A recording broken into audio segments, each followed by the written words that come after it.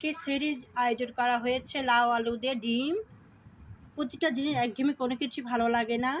রোজা আসছে, একটু গরমও পড়েছে, এই জন্য আজকে লাউ আলু দিয়ে ডিম রান্না করা হবে।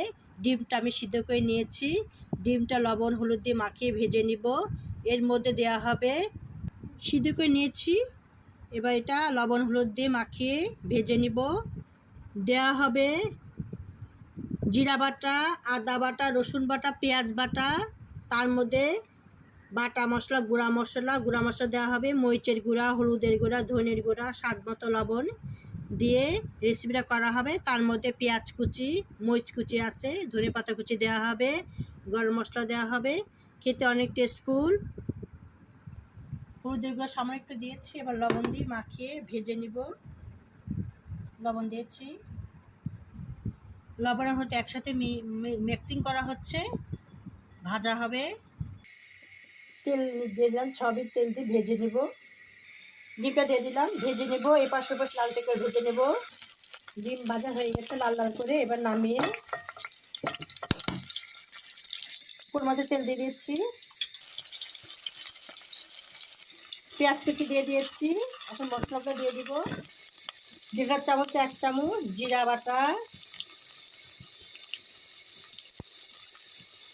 আদা বাটা বাটা, পেঁয়াজ বাটা, 1 চামচ মরিচের গুঁড়া, ধনিয়ার গুঁড়া 1 চামচ, জিরা চামচ 1 চামচ, হলুদ স্বাদ মতো দিয়ে দিলাম, লবণ স্বাদ মতো দিয়ে দিচ্ছি। এবার মশলা কষানো হবে, সামান্য পানি দিয়ে মশলাটা কষাতে হবে। লাউ আলু দিয়ে দিচ্ছি, মশলার সাথে একবার কষানো হবে, যত কষানো খেতে তত ভালো লাগবে। ঢাকনা দিয়েছি, ঢাকনা দিয়ে কষিয়ে নেবো, সামান্য পানি দিয়ে কষিয়ে নেবো, যত কষানো যাবে খেতে তত ভালো লাগবে। গরম মশলা দিয়ে দিচ্ছি, কাঁচামরিচ, ধনে পাতা,